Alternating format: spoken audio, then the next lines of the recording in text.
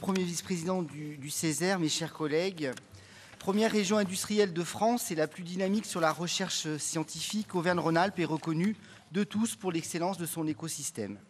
En effet, notre écosystème régional en matière d'enseignement supérieur, de recherche et d'innovation étant exceptionnellement riche, nos besoins en compétences sont donc immenses.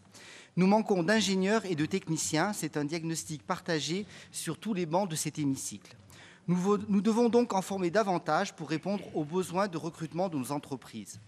Les politiques menées par l'État au plan national sont mal pensées et très insuffisantes. Elles ne permettent pas de répondre, et cela a déjà été dit, à nos ambitions en matière de réindustrialisation, de relocalisation, de digitalisation et de décarbonation de notre industrie. Notre action régionale forte et volontariste est donc indispensable. L'Observatoire des métiers du numérique, de l'ingénierie, du conseil et de l'événement chiffre à 15 000 le nombre de postes à pourvoir dans ces secteurs en Auvergne-Rhône-Alpes. Le plan régional qui nous est présenté aujourd'hui et qui vise à faire d'Auvergne-Rhône-Alpes la région des ingénieurs et des techniciens est une des réponses attendues par nos entreprises. Je félicite la vice-présidente Catherine Staron et l'ensemble des vice-présidents, Jean-Pierre Brénas, Henri Bell, ainsi que l'ensemble des services pour la qualité de leur travail. Il est le fruit d'une large concertation avec les universités, les écoles d'ingénieurs, les collectivités locales et les acteurs économiques de notre territoire régional. Bien sûr, le défi est immense. Pour y parvenir, nous avons identifié 3 grandes priorités d'action. La première, augmenter rapidement le nombre de nouveaux ingénieurs et techniciens en région, en soutenant les projets publics-privés de formation et en impulsant des partenariats avec les établissements qui s'engagent à accroître le nombre de diplômés. Le deuxième axe, c'est celui de renforcer le maillage territorial des formations pour répondre aux besoins de nos entreprises.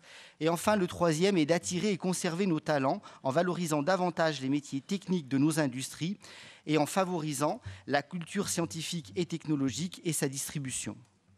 L'ambition de ce grand plan régional est de disposer de 2000 ingénieurs de plus chaque année à l'horizon 2028.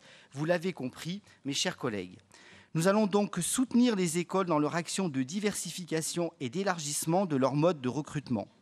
Nous voyons trop souvent un phénomène d'autocensure de la part des jeunes, ici notamment des zones rurales ou des milieux modestes, mais aussi des jeunes filles et d'élèves en situation de handicap. Nous allons également accompagner la valorisation des métiers techniques et industriels auprès des jeunes et de leurs familles dès le lycée pour briser ces barrières et susciter des vocations. Enfin, nous mobiliserons tous les leviers possibles pour atteindre cet objectif. Pour ce faire, nous allons soutenir à la fois les écoles publiques comme privées, car vous le savez, chez nous en Auvergne-Rhône-Alpes, pas de distinction entre un étudiant qui se forme dans une école privée ou dans une école publique. Pour nous, ils ont tous la même valeur, quel que soit l'établissement dans lequel il est formé. Et oui, nous allons aussi rapprocher le monde de l'enseignement supérieur avec le monde de l'entreprise.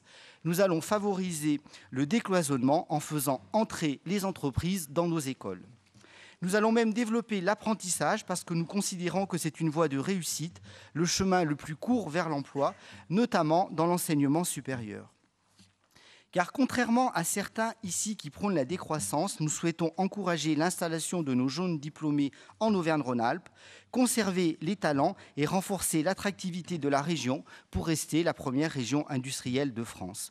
Notre région possède des atouts exceptionnels et considérables grâce à ses filières d'excellence, à son écosystème unique et à la présence d'acteurs majeurs de la recherche et de l'innovation que nous avons su identifier et reconfirmer lors de l'élaboration du schéma de l'enseignement supérieur de la recherche et de l'innovation et lors du schéma du SRE2I. Si nous réussissons à relever le défi, mes chers collègues, Auvergne-Rhône-Alpes fera partie des régions européennes moteurs en matière de recherche et d'innovation, à côté des 4 moteurs pour l'Europe, le Bade-Wurtemberg, la Lombardie, la Catalogne, et d'être dans le top 5 des régions les plus innovantes d'Europe. Mieux encore, nous aurons posé les jalons de la reconquête de notre souveraineté industrielle régionale et nous ferons même figure de réussite unique en France. J'ose croire que ce plan sera adopté, mes chers collègues, à une large majorité, tant les enjeux sont cruciaux pour l'avenir industriel de notre région. Monsieur le Président, les élus, les républicains, divers droites, société civile et apparentée, sont donc convaincus et voteront pour ce plan. Je vous remercie pour votre attention.